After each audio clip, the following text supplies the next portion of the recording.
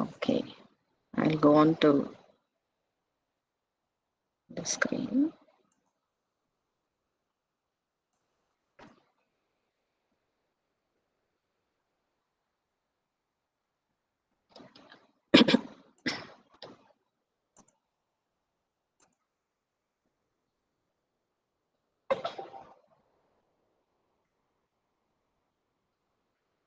Okay, can one of you tell me that you're able to see the screen?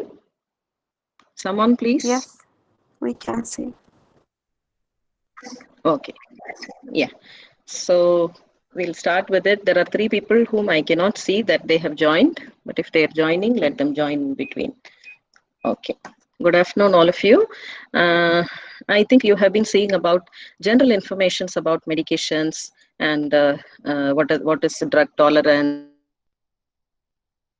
and addiction. So many things you have been seeing in the last week, isn't it? And you have gone up to oral medications, how we are going to administer oral tablets and oral syrup and things like that. Now, medication part 2. We are going into part which is very painful.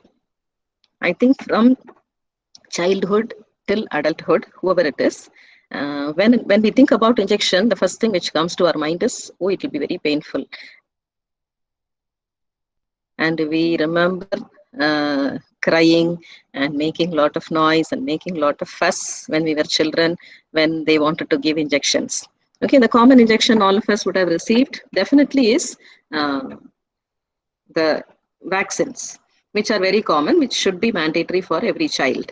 But there are other injections also, some of you would have received, and we are going to see about what are the different routes of giving injections, and also we will see about some topical applications.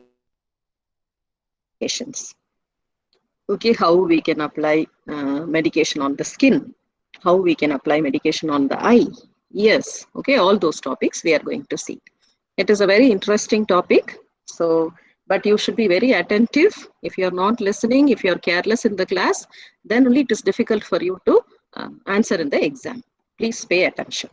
So we are going to see the various sites of injection, and we will learn how we can locate those sites and what are some of the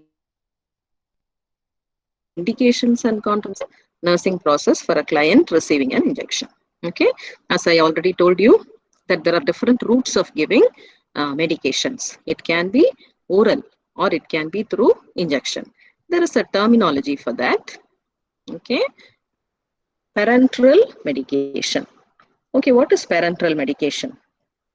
As you see that this is the route which is something which is other than the oral route or alimentary canal or GI system. Okay, whatever we take through GI system and through inhalation, the nose. Okay, except those two, when you want to give into the tissues. Okay, that is called parenteral medication. The routes which are other than oral and inhalation. Okay, now what is the special benefit of this route? The medicines are absorbed very quickly. That's why, see, for oral medications, when we are giving, it has to reach the stomach, it has to get digested, then it should go to small intestine, then it should reach the blood, then blood should take it to the area where it should act. So it takes definitely a longer duration. But when we think about parenteral medication, the best advantage is it can act quickly. Okay, and another, because it can act quickly, another problem also is there. Okay, it is written that they are irretrievable. Once you give, you cannot take it back. Okay, even oral medications are like that. At least you can make the patient vomit if there is some wrong medication given immediately if you know about it. But once the injection is given, you cannot take it back. That's why it is very important for us to prepare, calculate the dosage carefully, and even administering them carefully is very important. Okay, what are the different parenteral medications which we are giving? What are the different routes we are using? Okay, I want to show you this. See, you know, in this in the body we have different layers: epidermis, dermis, subcutaneous layer, then muscle layer is there. And you will find in the subcutaneous layer, you will find vein and artery. Even in muscle layer, it is there. So when we give, now you can understand the angle of these injections. You see the one which is 10 to 15 degree, it is intradermal. Okay, so the injection is just given below the epidermis into the dermis. Okay, intravenous. So the superficial veins which are found in our body, we are going to insert the medications. Okay, then the next layer is subcutaneous fat. There are a lot of fatty tissue we have all over the body, and this is called subcutaneous layer. Okay, and there are some injections which will be given in that layer. There is the deepest layer which is muscle layer, and some more injections will be given in that. So there are actually different other routes also. For example, there is something called intracardiac. You know what is intracardiac? The injection can be given directly into the heart. Okay, in some emergency situations, they give intraosseous. That means into the bones. There is something called intra-articular. That means into the joints. Okay, and there is something called intraspinal or intrathecal. You would have heard about it in your anatomy physiology when you were learning. Okay, medicines or sometimes anesthesia is given in that layer. We call it a spinal anesthesia. But anyway, as you are going to higher classes, you will learn about all that. Basic 4 parenteral medications we will be learning. IM, intramuscular, SQ is subcutaneous, intradermal, intravenous. But we will be practicing only 3. Intravenous also, only when you go to the ward, you will be doing. Okay. So what we are going to practice in the lab is only 3. Okay. So before we want to give injections, we should know what are the equipments which are needed. Okay. When we go on to the equipments, everything, it is going to be syringe or needles or the ampules or the vials or the medications, everything should be sterile. What do you mean by sterile? There should not be any microorganisms. So it comes usually as a packed material, whether it is syringe or needle. So when we are going to handle it also, we should be very careful after you open it, not to unsterile those, not to touch the tip with some tabletop or other areas. Okay, so all those techniques we will teach you in the lab, how we are going to handle these equipments. Okay, but let us see what are the things which are needed. The equipments what we need are syringe, needles, ampules and vials. We will see each one of them, what are they. So what is a syringe? I'm sure all of you would have seen a syringe. Even in the children's set, doctor set and all, you will find syringe. So like a plaything, all of you would have played with it. So if you look at a syringe, it has different parts. Okay, this area, okay, this is actually a syringe which is fixed with the needle. So don't worry about the needle, I will come to that. So we have a portion called barrel, which is the outer portion. Okay, it's called barrel, and you will find all the numbers written over there. Okay, I'll show it in the next slide.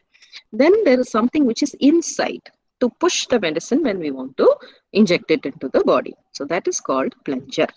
So these 2 things you should remember. What is the outer portion, which is called barrel, and the inner portion is called plunger. Now you can see it very clearly. See in the first picture. See, actually syringes are ranging from 1 ml to 60 ml. Okay, up to 60 ml we have syringes. But the common ones which we will be using for IM, intradermal and subcutaneous are very small, maximum 10 ml. Okay, even 5 ml will be enough. But when we go on for IV infusions and you want to give some drugs through some machine, IV infusion pump it is called. Okay, so we can use 50 or 60 ml syringes. So we are not using that now. We'll see something very important. As I said, if you see the outer portion of the syringe, you can see the numberings. Okay, in the small syringe, the 2 ml syringe, observe that for 1 ml, there are 10 lines. Okay, 1, 2, 3, 4, 5. So that is 0.5. Then again, it is 1, then 1.5. So 1 ml contains 10 divisions. But you see the next syringe, here it is 1 ml contains 5 divisions. So you have to be very careful when you're, see for example, the doctor's order is give 1.5 ml. So which syringe I should choose? Choose a syringe which is 2 ml. If I take 2 ml, take 1.5 ml. Do you get my point? Okay, so you will find different calibrations. There is a 2 ml, 3 ml syringe is there, 5 ml is there, 10 ml is there. Okay, this next syringe, this is specifically made only for diabetic patients. Okay, this is called insulin syringe. So insulin is given in the subcutaneous tissue. So insulin syringes are for subcutaneous injections. Okay, you will find there is the difference is there is already needle fixed and it has a orange color cap. It looks totally different. You just have to withdraw, you just have to give it. You need not fix syringe separately, needle separately and all that. Okay, and you will find numbers from 10 to 50.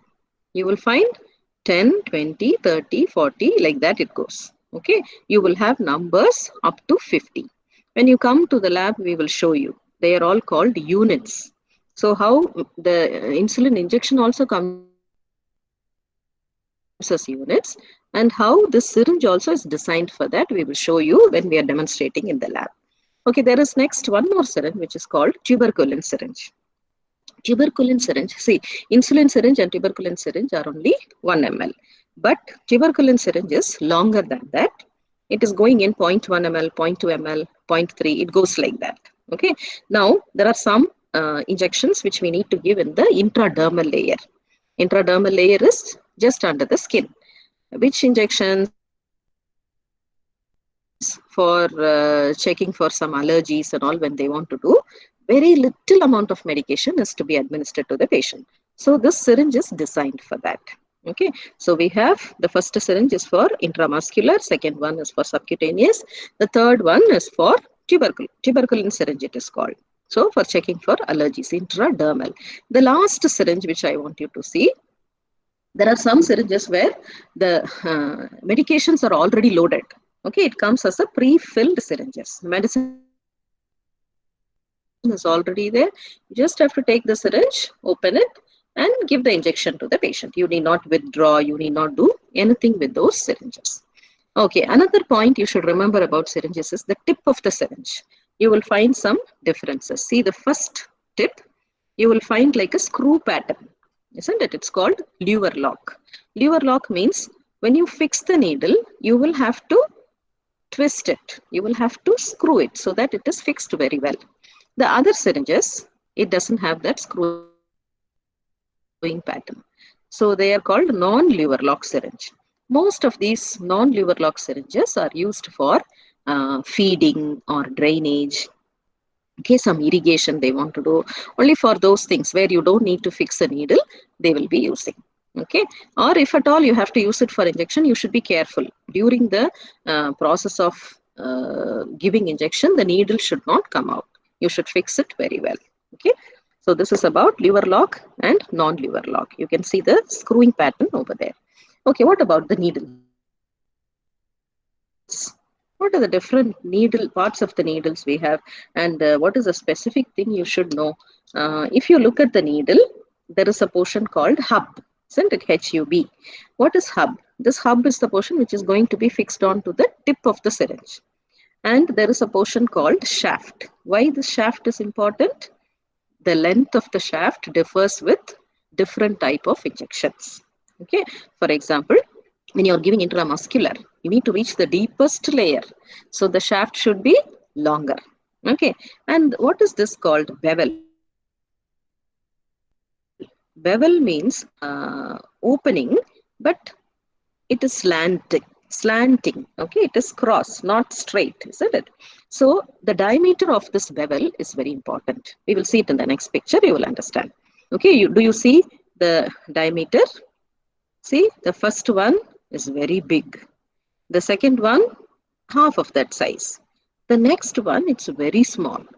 Okay, this is called gauge. See, in the side I have written gauge. What is the meaning of gauge? The number is lesser, the diameter is more. Please note this point, it is very, very important. Okay, if you say that this needle is 16 gauge needle, that is very big diameter needle. The hole is very big. When you say that 18 gauge, okay, it is little smaller than that.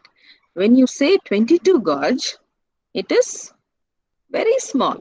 Okay, 22 gauge is the one which is usually used for intramuscular. See, from 18 up to 30, we have different gauges. Okay, when it comes to 25, 26 and all, it is for subcutaneous layer. When it comes to 26 or 27, it is for intradermal. So, very little amount of medication only we want to give. At the same time, we are not going to reach the deepest layer. So, based on that, you will find the size of the needle differs. When you take a needle and you read, it's at the back. It is written, is it 16G or 22G or 18G, it is written. So when we are going to choose the needles, according to where you want to give the medication and how much is the medication, all that matters. Okay, so there are 3 characteristics we should remember when we think about needles. That is the slant. Okay, slant is the bevel or the length of the bevel. This bevel area is called slant. Okay, we saw in the previous picture, isn't it? The bevel is slant, cross. It is not straight. Okay, and the length is, it can be ½ inch to 2 inches. 1 inch is 2.5 centimeters. So around 5 centimeters you can think. Okay, so how much is the length?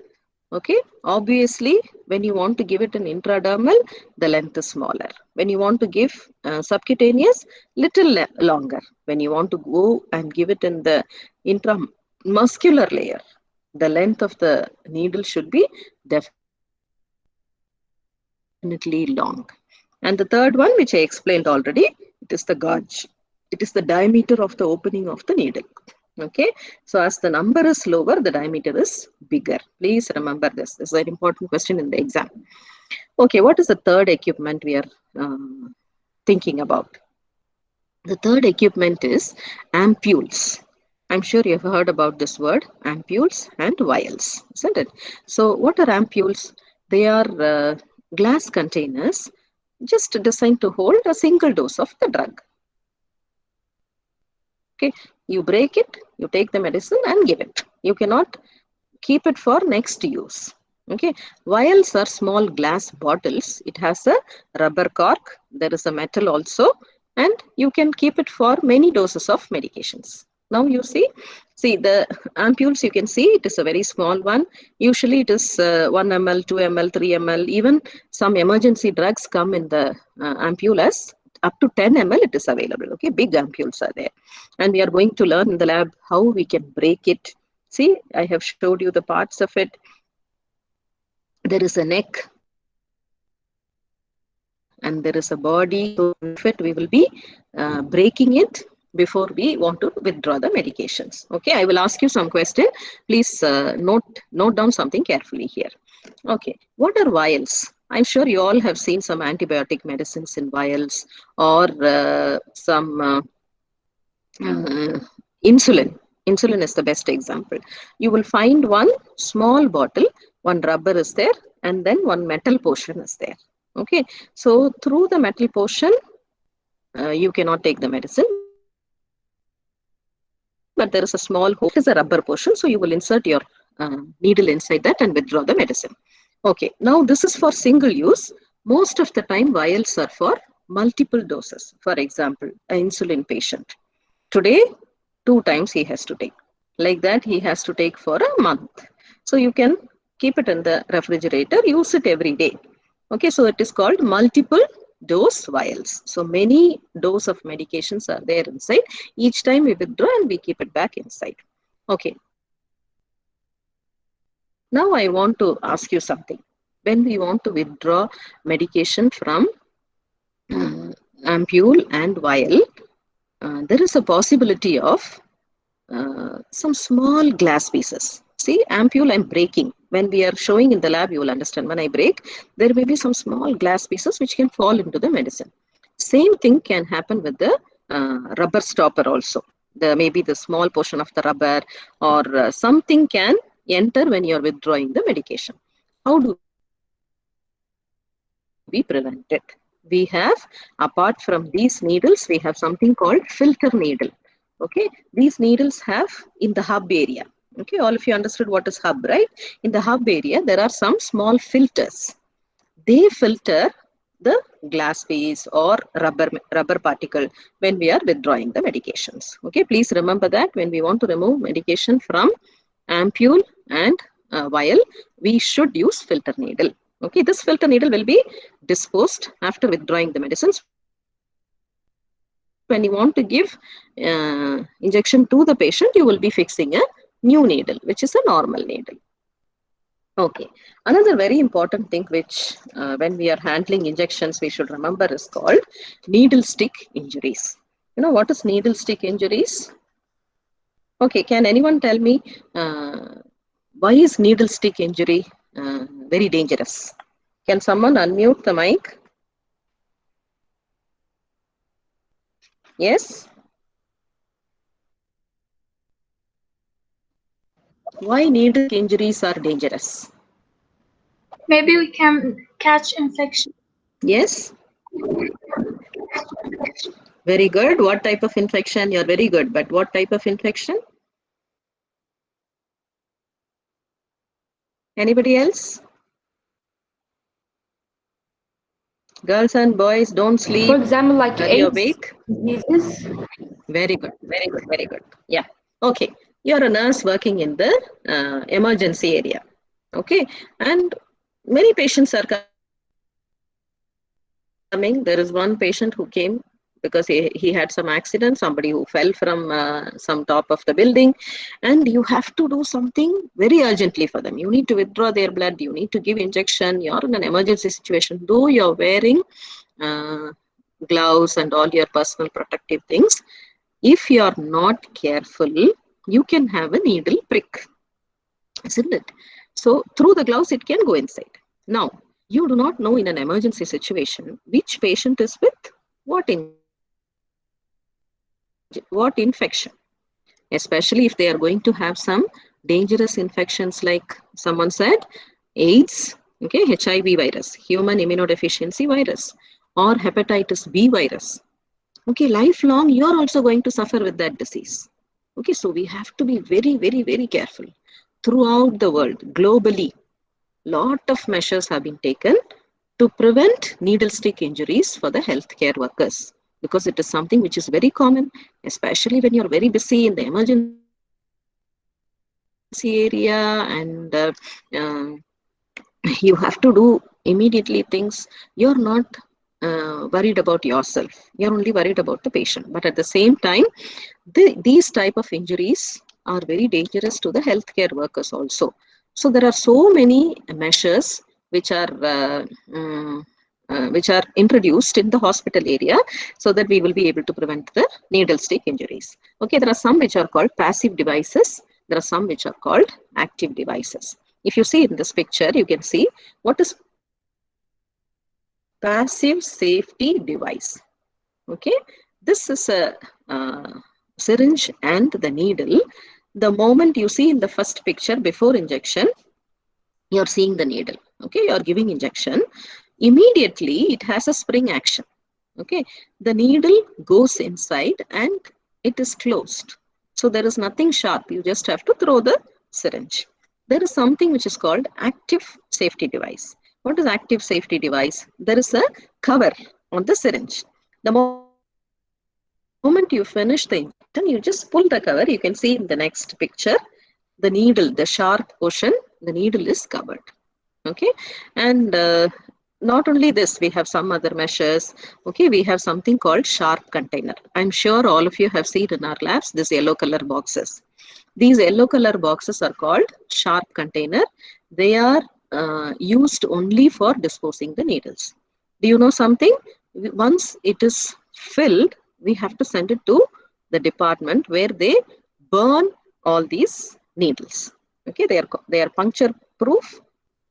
That means no need the sides, and nobody is going to open and check what is happening inside. So once we know it is filled, just bandage it properly or cover it nicely with the sellotapes, and we send it to the area where they cut it and burn it. Okay. And another point, so we need to put it only in the sharp container when we are going to learn. And another important thing, even in the lab situation, I'm sure nobody is infected, but still we do not want anybody to have this needle stick injury. You have to be very careful in handling the needle. Okay, no playing around with the sharp things and pricking by mistake. All those things should be avoided when you are going to do this procedure. Okay, the next point, never throw the sharp in the waste baskets. Why? Because the cleaner who's going to clean, he's only taking it in a plastic cover which is there inside. Then should come out through the cover. It can injure him and he can get needle stick injury and he may get any infection. So we have to be very careful not to hurt others also. And then never break or bend before disposal. After using it for a patient, never touch the needle. Okay, do you see in the second picture? Never recap used needles. They don't allow you to recap the needles. You will find a needle coming with a cap. We throw before recapping. The cap can be thrown into the waste basket, but you need to throw the needle into the sharp container.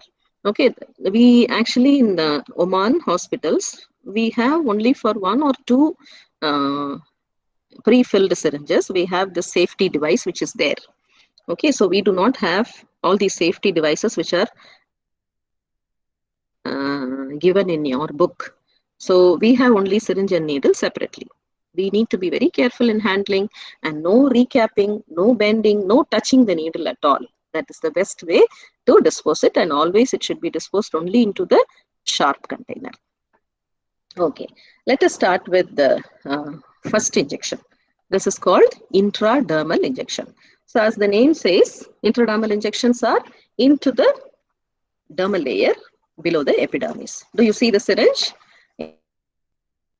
It is just getting inside, just under the epidermis. Okay, see the angle. These angles are very, very important. Okay, we are going to explain it when we are giving it in the lab. You are going to hold it in your hand. You are going to do all these procedures. Only theoretical part I am handling today. Okay, so there is an angle how you should hold the syringe when you are going to inject it for the patient. It is only 15-degree angle, so as close to the skin. So you are in the skin layer. Okay, you'll be able to do it very nicely. This is a very nice procedure. But one thing you should remember, the most painful injection is this intradermal layer. Can anyone tell me why? Anybody? Because we have recently learnt about vital signs and pain management. So someone should be able to think. Because pain receptors are present in the dermal layer. Excellent. Okay, because we have lot of pain receptors on the skin layer. So though it is very little, you know how much we give? Only 0.1 ml. Okay, this is mainly for doing some allergy test. You're allergic to dust, or you're allergic to some animal hair, or you're allergic to some food items. So they do this test. One more reason for doing this test, I think in Arabic tuberculosis is called SIL. I'm not sure if I'm correct, or you please check what is the Arabic word. Tuberculosis is a disease which can be checked by giving small amount of the killed tuberculosis bacteria into the skin. And this screening, this test is a mandatory test when you want to work as a staff, when you finish your advanced course, when you graduate, when you're going to join in the hospital as a staff, they do the screening test for all of you. Okay, so this is also a very common test. These two, allergic test and tuberculosis screening, is done in the done with the help of this route, intradermal injection. And always remember, tuberculosis test is done on the left hand and allergy testing is done on the right hands most of the times. Okay, because tuberculosis testing, today you give the medication, you can read it only after 72 hours. Okay, there will be some changes which are happening in that area. We will learn about it in the lab. When you come over there, we will show you. Okay, so usually we give it on the left hand so that it is there for those 3 days. They do not erase. We put a mark around it. See, 1 minute. Okay, do you find you after you give the injection, it will be, this is called bleb. B-L-E-B. Bleb means a small pocket-like thing where the medicine is there. This bleb will become bigger and bigger in diameter if the patient is positive for tuberculosis. So to have the convenience of the ink which is marked around it and how it is increasing in size, they always give it on the left hand of the patient. Okay, see, we know it can be either given on the upper chest, or it can be at the back, or in the inner lower arm. But very commonly, we give it only in the inner lower arm. This is the commonest site. Okay, as I said, left hand is always for tuberculin test, and right hand is for allergy test. Okay, clear? Any doubts for anyone in intradermal injections? The procedure we will be seeing when we are in the lab. Okay, the next one is subcutaneous injection. As we know that subcutaneous injections are given into the layer which is below the skin. That is what is subcutaneous tissue. You know why is it yellowish in color? Because it is fat. Okay, subcutaneous tissue is nothing but a fat. Okay, now subcutaneous layer, actually it is very little, only small doses of medication can be given in that layer. Okay, so insulin usually is only maybe 0.2 ml, 0.3 ml, up to 0.5 ml, or even up to 1 ml the patient will get, not more than that in a day. Okay, so the whole syringe itself is only 1 ml. In that, it is actually calculated in divisions. Okay, if you say that 15 divisions should be taken, you will count only 15 or 16. However, they are writing order and you will be giving. So it is very less amount. So subcutaneous injection, always your mind should think of the insulin injections. Okay, there is one more injection called heparin. All of you know, naturally we have heparin in our body, which is anticoagulant, but there are some situations where you will find blood clot which is formed in the patient's body need to be dissolved with the help of heparin. So we can give heparin, insulin, and some vaccines like the vaccine which are given for children in 9 months to 1 year time. Measles vaccine, measles, mumps, rubella, MMR they call it. That vaccine also is given as subcutaneous vaccine. Okay, so remember, very less amount of medication only can be given. So below 1 ml, as soon as what you should remember subcutaneous, immediately you should remember insulin. Okay, now why I have shown 2 angles here. When it was intradermal, I showed 15-degree angle. But when it comes to subcutaneous, you can either give it in 45 or you can give it in 90-degree also. Why? Can anyone think about it? Any specific indication for giving in 45? Any specific indication for giving in 90-degree angle? I want some answer from boys.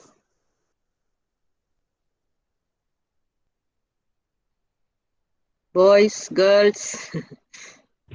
Maybe sleep. because the person have a lot of fat, so we put it in the 90 degrees to reach the subcutaneous. Very good, very good. Yes, yes, very good, exactly. See, there are some patients who are very thin. Okay, in your among your classmates, you can see now all of you were checking BP.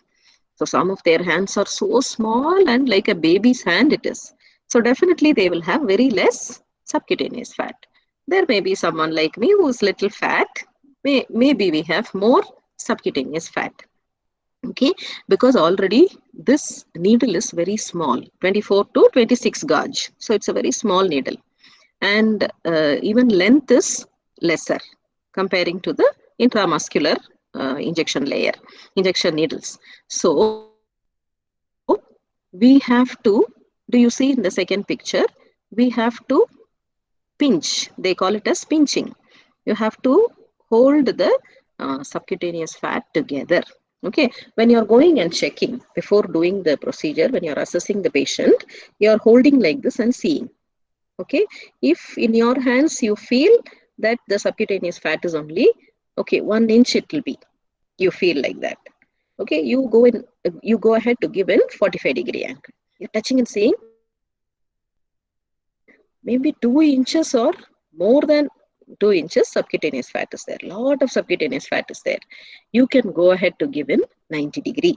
Okay, so even if you go in 90-degree, go deeper also, it is only subcutaneous tissue for that patient.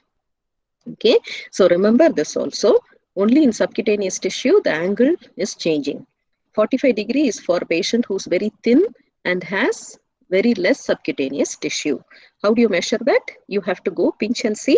If it is around 1 inch in your hand, you can feel, you will give in 45. Again, if the patient is very obese, you are pinching and seeing more than 2 inches of fat is there. So you can go ahead and give in 90-degree angle. Okay, so this is something very important. What are the sites you will be using? There are many sites for us to use. Sorry, excuse me. The outer aspects of the arm, then the scapular area, then you can give even in the gluteal region, you can give in the abdomen, you can give in the anterior aspects of the thigh. Okay, though all these areas we have subcutaneous fat visibly seen, we will choose only 3 areas which are very convenient. We have enough subcutaneous fat. Okay, what are they? They are outer aspects of the upper arms. Arms for sure we'll give. Okay, the hand. Then the thighs. Thighs are also commonly used. And the abdomen. Okay, when you come to the lab, we will show you. If it is hands, which area you should give. If it is abdomen, where all you can give. If it is on how we are going to locate the site. So when we are showing the procedure, we will explain it to you. But you remember where all we can give subcutaneous injection: upper arm, thighs, and abdomen. Okay, some more points which you should remember. The why I said we can give in 3 areas. You can see correctly in this picture. Okay, in this patient, upper arm they have shown, abdominal area they have shown, and the thighs they have shown. They have put some number 1, 2, 3. Okay. See, for example, if you have somebody at home who's taking insulin, you will know that they need insulin almost 2 times a day or almost every day. So imagine getting 1 injection in a year or one injection in 2 years or 3 years. We feel it is very painful. We cannot take it anymore. We are crying and all those things. Imagine these patients who are elderly and who has to continuously take these injections. There can be some problems like lipoatrophy. Lipo means fat.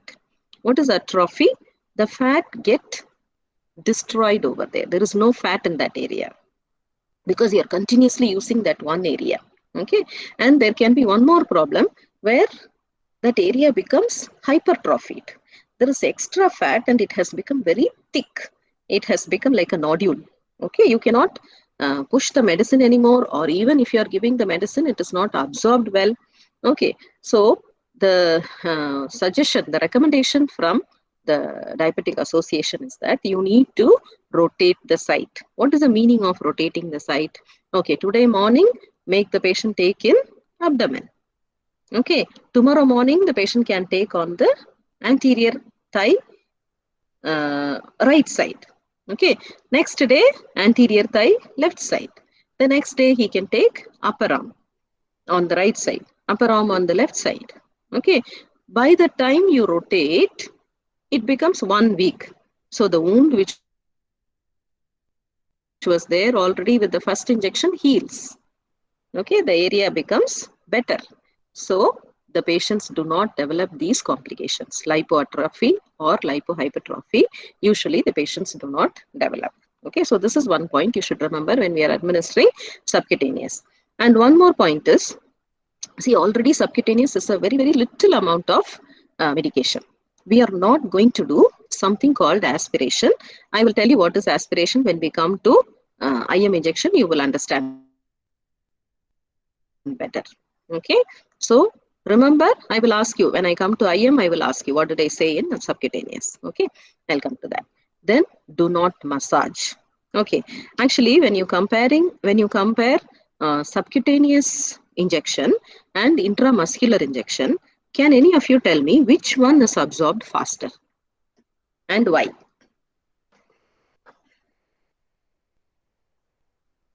Did you get my question? Okay. Compare between subcutaneous injection and intramuscular injection. Which is absorbed faster and why? Girls, boys? Intramuscular injection. Is absorbed faster. Okay, very good. Why? Maybe because there is a lot of blood vessels. More than. Excellent. Okay, so yes, more than the subcutaneous. Okay, see, there are a lot of blood vessels in intramuscular. So when you give an injection, within maybe 15 minutes, it reaches the place where it has to start its action. But whereas in the subcutaneous fat, it is because it is fat, it is absorbed slowly. Maybe 30 minutes it will take. Now, why I want to say about this? Why is it very important? Okay, you are giving insulin injection to a patient. Okay, the purpose of giving insulin injection is, you know, that it is to reduce the blood sugar. So for the diabetic patient, but at the same time, okay, within the moment you give injection, ask the patient to take the medication also. Sorry, ask the patient to take the food also. If you go to the ward, you will see the scene. The food trolley will come. The food will be served to the patient. The patient will not eat. The patient will wait for you. The moment you give injection, the patient will start eating. Okay, this is to balance. This absorbs. This insulin is absorbed very slowly, almost 30 minutes to 45 minutes. Some insulins even later than that. The food also goes to the stomach. By the time it gets digested, it becomes carbohydrates and it comes to the blood maybe around 45 minutes to 1 hour. So they both act at the same time. Okay. So now what is my responsibility when I give insulin injection to the patient? I should remember to tell the patient to eat immediately. If not, what will happen? Only insulin will be higher and the patient did not take any food. So blood sugar is not very low. Imagine it's very low. The patient can go into hypoglycemia, which is more dangerous than high blood sugar. Can any of you tell me why hypoglycemia is very dangerous? When the patient has, see, you and me also have sometimes hypoglycemia, isn't it? During fasting times, or you have not eaten in the morning, you were sleeping, so you didn't have time to take breakfast. When you come to the lab, what can happen to you? Is it dangerous? What is hypoglycemia? Yes. Low blood pressure. Reduce of blood sugar. Yeah. Reduce of blood sugar. Okay, so what will be the effect? Why I'm saying dizziness and maybe collapse. Very good, but why? You're right, but why? No, I don't know, but okay. Okay. See, this point is maybe because the cells cannot find food, so they cannot function well. Okay, excellent. Okay, be specific which cells. It is the brain cells. Okay, please remember, your brain cannot stay without oxygen and glucose. Okay, because brain cells are supplied with the nutrition. What they need is only glucose, and what they need is oxygen. So if there is no oxygen for 3 minutes, the brain cells can start to die. If glucose is not supplied to the brain cells, again, that's why you're feeling dizzy. The patients can go even into coma. Okay, why I have taken time to explain about all these things more? Because this is a very important health education point when you're going to administer subcutaneous injections, especially insulin. Okay, you have to see that the patient is eating immediately after you give injection, because with high blood sugar, they don't die. But with low blood sugar, the patient can even go into coma and death. Okay, I hope you got the concept. You should remember this point, very important. Okay, then, so the point is why we should not massage. When we massage, the absorption will be faster. We do not want that to occur. Okay, that is the reason we are not massaging. Okay. Shall we go on to intramuscular injection? What is intramuscular injection? We will be giving into, the drug is administered into the deeper muscle tissue. Okay, so the muscles can take larger volume. In intradermal layer, we saw only 0.1 ml we are able to give. In subcutaneous layer, we can give 0.5 to 1 ml. But in the muscle layer, we can give up to 3 ml. Okay, if the muscles are developed well. Okay. If it is not well developed, very thin patients and all, up to 2 ml we can give. And also we have different muscles. Okay, not only one muscle. Some muscle you can give more amount of injection. In some muscles, only very less amount of injection we need to give. We will see that. And what is the size of the syringe we can use? As I told you, we have 1 ml, 2 ml, 3 ml, 5 ml syringes also are available. We can use any of that. And what is the standard size of the length of the needle? 1.5 inches. Okay. Even if the patient is obese, you can go up to, the length is 2 inches also you can go. Or if the patient is very thin, you can reduce less than 1 inch needle size also we can take. Okay. The gauge, you remember, only 21 or 22 gauge needle should be used. Okay. So it is little big. I mean, the diameter is smaller. Okay, but comparing to subcutaneous diameter is very small. Okay, subcutaneous, it is 24 or 25. This is 21 or 22. As I told you, as the number is reducing, the diameter is more. Keep that in your mind. Okay, what are the factors which determine the size and length of the needle? It is the muscle. Okay, I will show you that first. Okay, see what are the muscles which we can use? We can use the deltoid muscle, which is there in the arm. We can use dorsogluteal muscle, which is at the back. Okay, we can use ventrogluteal muscle, which is at the side of your legs, hip. Okay, we can use rectus femoris muscle or vastus lateralis muscle, which is in the thigh. I'm very sure you know the difference between all these muscles, because not all are of the same size. The deltoid muscle is very small. The dorsogluteal muscle is the largest muscle. Okay, so based on the size of the muscle, we can also make the syringe also can be, the length of the needle can be changed. Okay, bigger or smaller. The gauge also. Gauge can be 21 or 22, even 23 sometimes we can use. Okay, and type of solution. There are sometimes when we are giving injection, some medications are very watery. There are some medications which are very oily, thick. So there you need the diameter of the bore of the needle should be, the gauge of the needle should be bigger. The size should be bigger. Then there are some patients who are very obese. So they have lot of adipose tissue. They have lot of fat. So next to fat only is muscle. So if you need to reach the muscle layer, you need to have a lengthy needle. Okay. Then age of the client. It is different for babies, it's different for adults. All these things you should keep in mind. Please remember, this is important. The factors which are determining the size and length of the needle is the muscle, type of solution, then adipose tissue, age of the client. Okay. Now, if you ask me, during my student life, okay, we have used this site, dorsogluteal site, for giving all the injections. Okay, but you know what happened? Do you see that nerve which is running? The yellow color nerve, sciatic nerve. I'm sure you have learnt about it in anatomy physiology.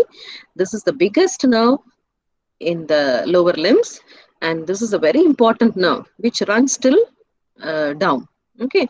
Now what happens when people were not choosing the dorsogluteal site properly? They were injuring this nerve, and many patients were becoming paralyzed, or they were developing some numbness or some pain. Okay, they call it a sciatica, severe pain. This nerve was compressed because of the inflammation which was caused around that area and all those things. Okay, so basically dorsogluteal is the gluteal maximus muscle. I'm sure, can anyone tell me how many gluteal muscles are there and what are they? Quick. 3.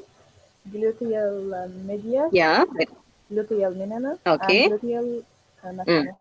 Maxima. Very good. So the dorsogluteal site is actually on the gluteal maximus muscle. So what was happening? It is very close to the sciatic nerve, and many patients were getting paralyzed. So people thought, now let us not use it anymore. Okay. So only for children. Okay. Only that also very, very rare. I'll come to that point. This is used for children who are above 3 years. In case if the thigh muscles are not developed well, we use them. Okay, so it is very, very rare. Why I put this slide as the first one? We are not using this dorsogluteal site because of the sciatic nerve and the major blood vessels and the bone which are present over there. Okay, just remember that in your mind. Okay, we are not going to do this method in the lab also. You know why? Because some of you have the habit of looking into different videos from different countries, and please do not follow. Some of them are still using this dorsogluteal method, which we are not using throughout Oman. Okay, and many countries have banned this method of injection. Okay, so what is the method we are using? We are using something called ventrogluteal method. Ventrogluteal method, why is it very safe? The nerve is not, this ventrogluteal site is targeting the muscles minimus and medius muscle. Okay, gluteus minimus and medius muscles are there. There is no nerves like sciatic nerve which is running there, no major blood vessels. Okay, these are all very important. Can any of you tell me why I'm again and again I'm saying that major blood vessels are not here? Why is it significant?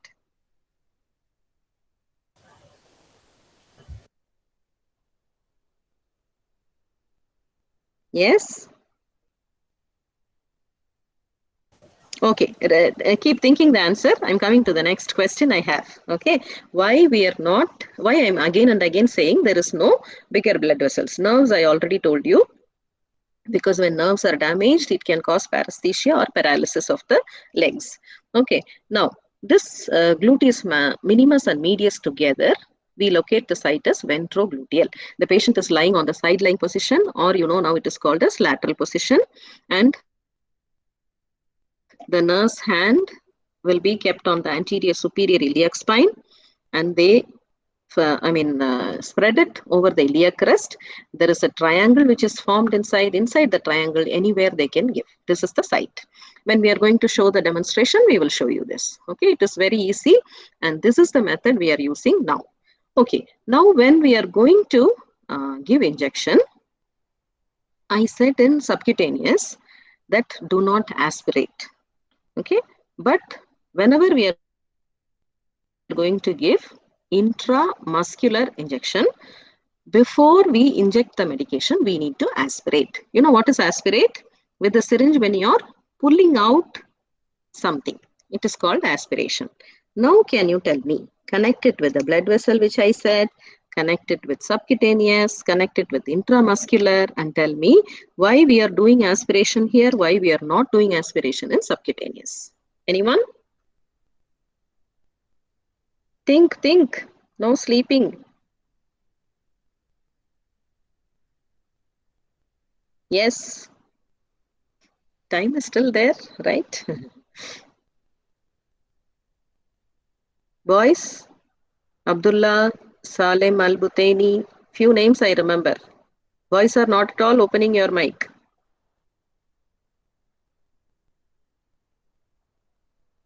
we will minus 5 marks for all the boys, because boys are not at all interactive. Boys are not answering any questions we are asking. Maybe you're opening the computer and you're not there, or you slept off. I don't know.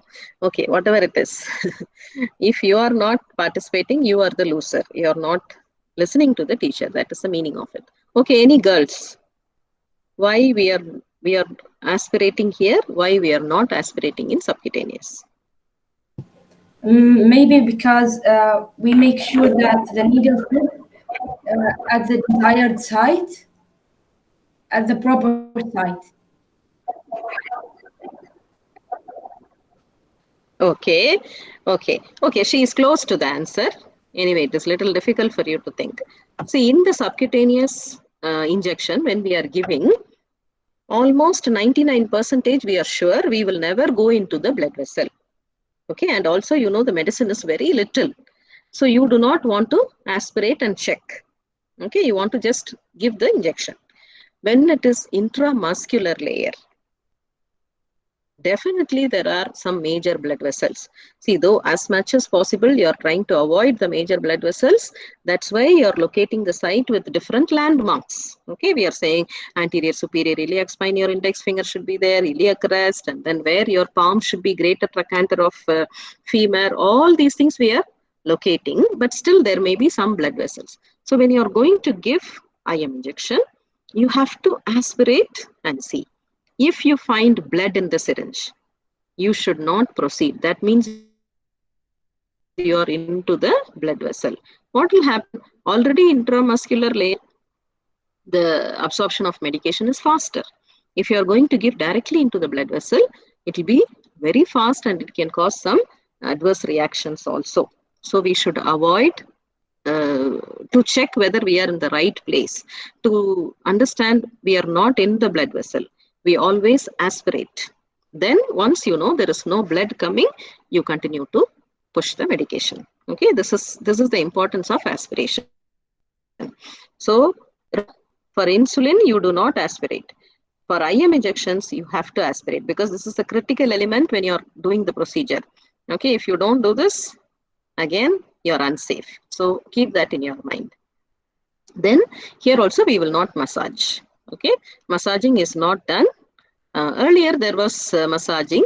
Nowadays they have done a lot of evidence-based practice, and they have found out that when we are massaging, the medication is seeping into the other layers also. For example, it is going into subcutaneous layer and all the areas. So we just give pressure, little pressure in that area for few minutes. That's all. Okay, what is the other site which we can do? Vastus lateralis. From the word you can understand this vastus muscle is there in the thigh. Lateralis is on the lateral side of the leg. So this is the leg, you can understand. This is the femur bone. So trochanter, okay, you measure from trochanter to the knee bone, patella. Okay, just divide it into 3 portions. In the middle, you see the maximum portion of the muscle is in the middle. Okay, so you can give in that area. Usually for children, when they want to give vaccines, DPT vaccine, all those vaccines are given in the legs. Why we do not give for children, why we are not using the gluteal area, either dorsogluteal or ventrogluteal, we usually avoid, because it is not well developed. Comparing to the thigh muscles, gluteal muscles are not well developed. So for children, for giving vaccines and other things, use the site. And deltoid. Even for adults, deltoid is used. Most of the times when we want to give a small amount of medicine, like the flu vaccine, hepatitis B vaccine, or tetanus, TT vaccine, all those things are given in the deltoid muscle. Okay, do you see a triangle which is formed? Okay, you will remember so many times I said about the acromion process when we were learning about back massage and other procedures. Okay, so the acromion process, you need to keep 4 fingers. So that is the top portion of the triangle. Okay, then when you see the axillary portion, it is the bottom portion of the triangle. Inside the triangle, anywhere you can give. Okay, we will show it in the lab when you are going to do. So in the lab, we will be discussing about deltoid and ventrogluteal for sure. Okay, the other things, as you go to hospital, maybe when you go to pediatrics, you will learn about again the vastus lateralis muscle and even rectus femoris. All these are not very common. Okay, so what is common alone, we will make you do in the lab. And this rectus femoris muscle is there on the anterior aspect of the thigh, but we very rarely use it. Like for example, the patient who has to take some own injection. There are some injections like filgrastim to increase WBC in their level for a cancer patient who's on chemotherapy. We ask them to take at home also. So this is convenient for them. So this site we will teach them. Other than that, this is very rarely used. Okay, so you should remember IM injection, we can use all these sites, right? Dorsogluteal, but dorsogluteal sciatic nerve should come to your mind. Deltoid is in the arm. It is usually for vaccine. Ventrogluteal is the commonest site. Up to 3 ml we can give injection over there. Then rectus femoris and vastus lateralis, either we use it for children. Rectus femoris is for the patients who can give injections on their own. Okay. IV injections, as I told you, we are not going to practice this procedure at all. Just for your information, we are teaching you. Okay, IV infusion, all of you know, they put something called the IV cannula inside. When they are inserting the cannula, again it is 25-degree angle. You see in the picture, intramuscular 90, subcutaneous 45, or it can be 90. Then intravenous is 25. Intradermal is 15. Okay, when intravenous is 25, they put the needle inside and it is connected to the tubings. I'll show in the next picture.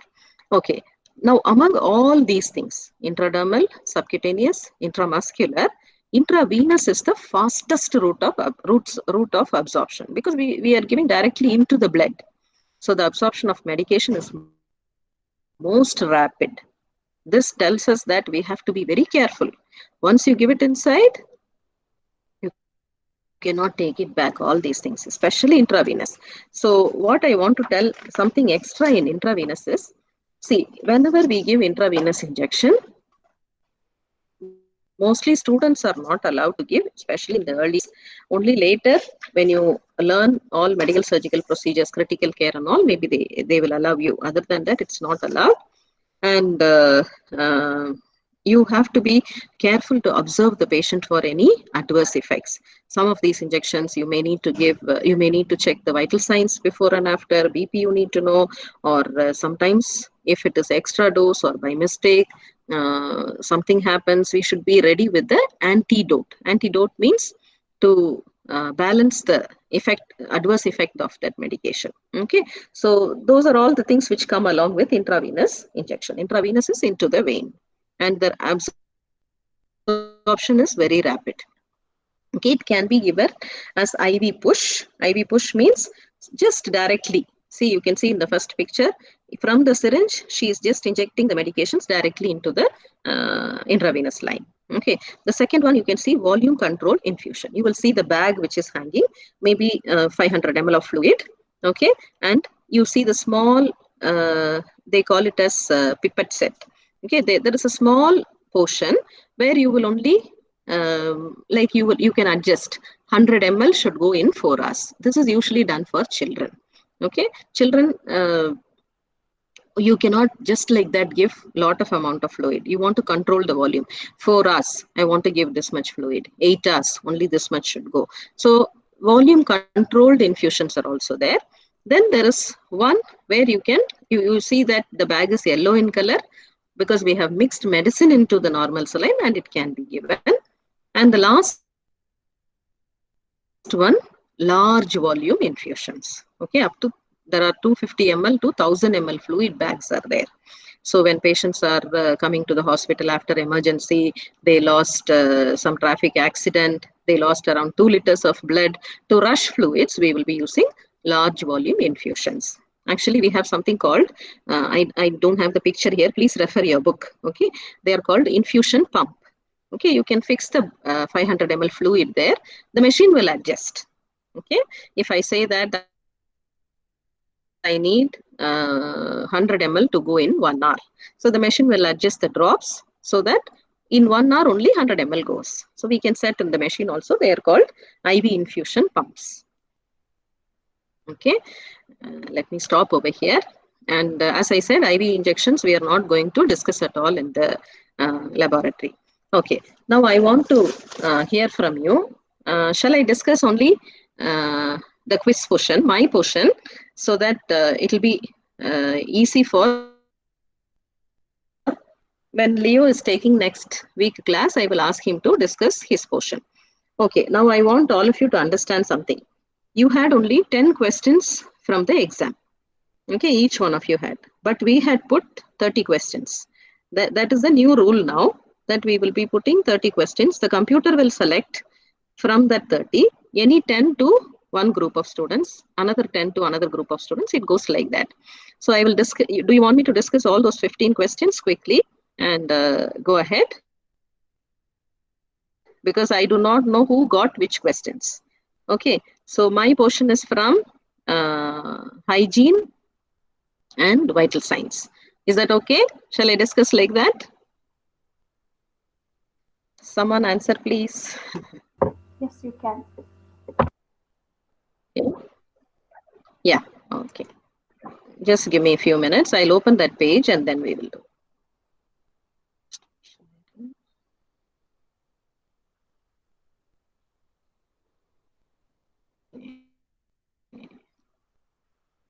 Starting also, then I will go to that page.